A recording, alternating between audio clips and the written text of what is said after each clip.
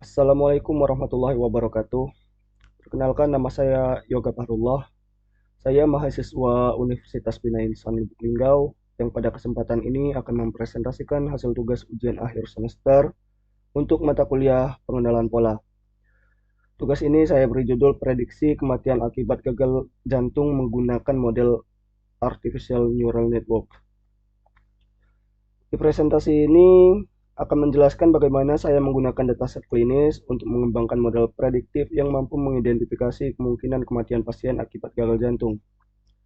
Model ini dibuat dengan menerapkan konsep-konsep dari mata kuliah ini seperti pengolahan data, eksplorasi data, dan penerapan algoritma pembelajaran mesin.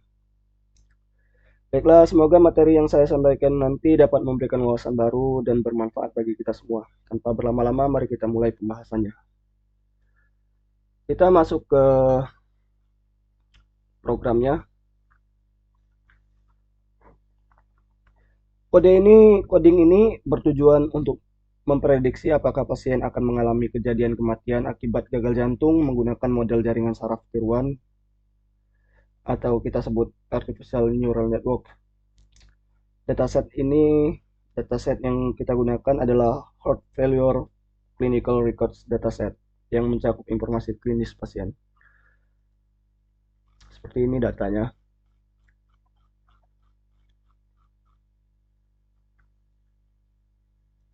Kembali lagi. Di tahap pertama kita load dataset. Di sini dataset dimuat menggunakan pustaka Pandas.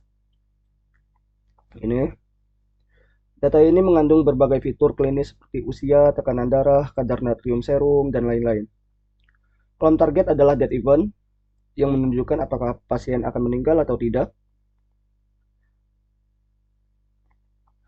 Jika meninggal ditandai dengan angka 1, jika tidak akan ditandai dengan angka 0.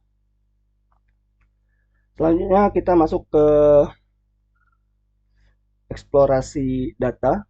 Di sini kita menggunakan EDA, Exploratory Data Analysis. Jadi struktur data diperiksa menggunakan head, info, describe.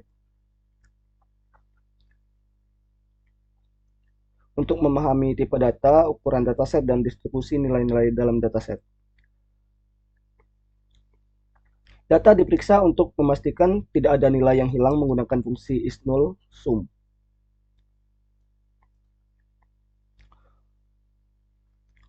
Hubungan antara fitur divisualisasikan melalui matriks menggunakan pusaka Seaborn.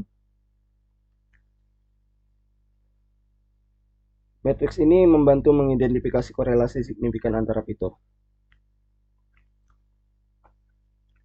Selanjutnya kita masuk ke pemrosesan data. Yang pertama, fitur X. Ini kita pisahkan dari target. Targetnya Y. Lalu dataset dibagi menjadi data pelatihan sebanyak 80% dan data pengujian sebanyak 20%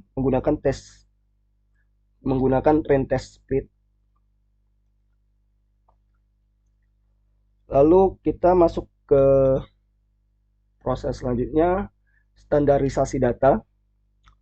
Data distandarisasi menggunakan standard scale untuk memastikan semua fitur memiliki skala yang sama. Standarisasi ini penting untuk meningkatkan konvergensi model. Lalu selanjutnya masuk ke arsitektur model. Jadi model ini adalah jaringan saraf tiruan atau Artificial Neural Network, disingkat dengan ANN. Terdiri dari lapisan input yang berisi jumlah neuron sesuai jumlah fitur inputnya. Dua lapisan tersembunyinya ada lapisan pertama memiliki 64 neuron dengan aktivasi ReLU, diikuti oleh dropout 30% untuk mencegah overfitting. Ini. Lalu lapisan kedua memiliki 32 neuron, juga menggunakan aktivasi relu dan dropout sebanyak 30%. Lalu lapisan outputnya kita gunakan satu neuron dengan aktivasi sigmoid untuk menghasilkan probabilitas hasil klasifikasi biner 0 atau 1. Lanjut ke tahap selanjutnya. Model ini dikompilasi menggunakan optimizer Adam. Ini efisien untuk pelatihan jaringan saraf. Lalu menggunakan loss binary consentropy. Ini cocok untuk klasifikasi biner. Lalu akurasinya kita menggunakan matrix.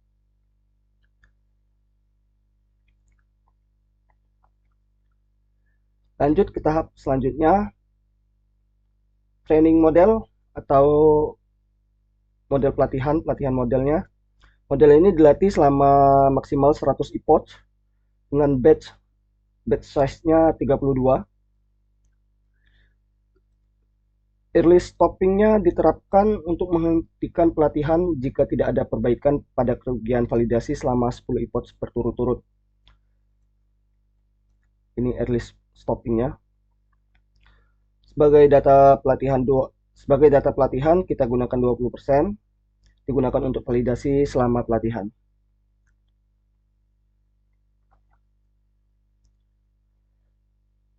Dan selanjutnya kita masuk ke evaluasi model. Setelah pelatihan, model dievaluasi menggunakan data pengujian.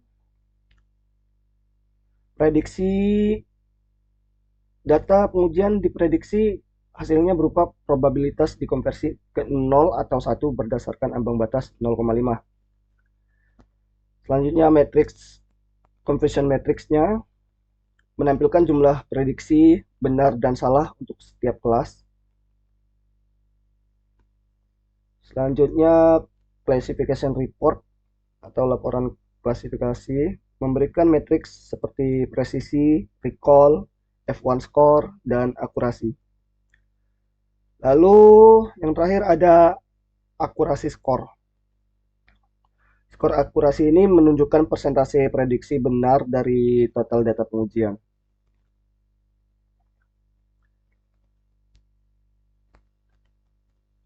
Dan yang terakhir kita masuk ke plot training story. Ini visualisasi kinerja modelnya.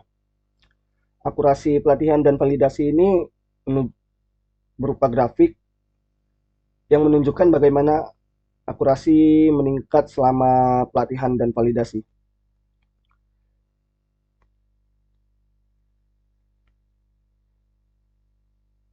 Nanti juga ada grafik yang menunjukkan tren penurunan kerugian loss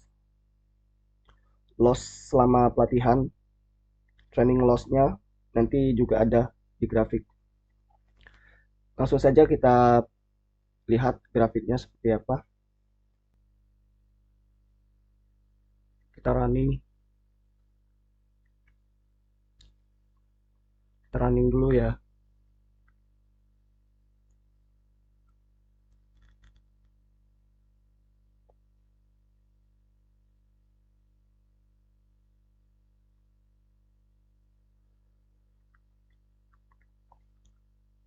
Mohon bersabar.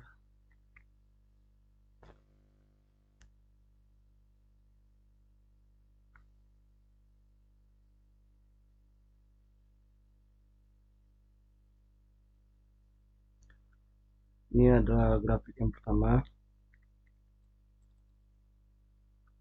Correlation matrix-nya.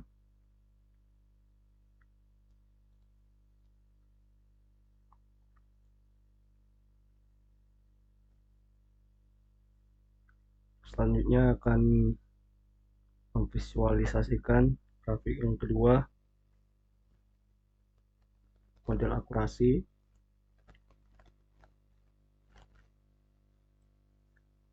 Dan yang ketiga ini adalah model loss-nya.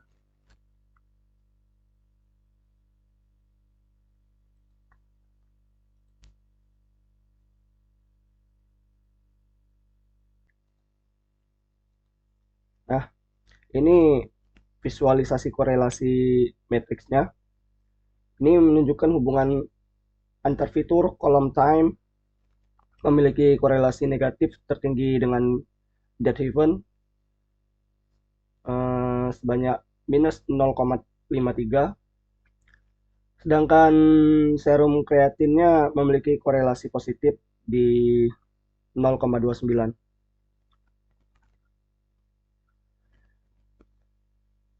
Ini adalah akurasi model artificial neural network-nya. Di grafik ini menunjukkan akurasi pelatihan dan validasi selama epoch. Model mencapai akurasi pelatihan di atas 90%. Namun akurasi validasi stabil di sekitar 78%, mengindikasikan kemungkinan overfitting. Selanjutnya ada loss model artificial neural network-nya. Di grafik loss ini menunjukkan penurunan yang konsisten selama pelatihan. Namun loss validasi mulai stagnan setelah beberapa epoch, menandakan model telah mencapai perform terbaiknya. Baiklah, sekian presentasi dari saya. Akhir kata saya ucapkan terima kasih atas perhatiannya. Semoga presentasi saya dapat bermanfaat bagi kita semua. Assalamualaikum warahmatullahi wabarakatuh.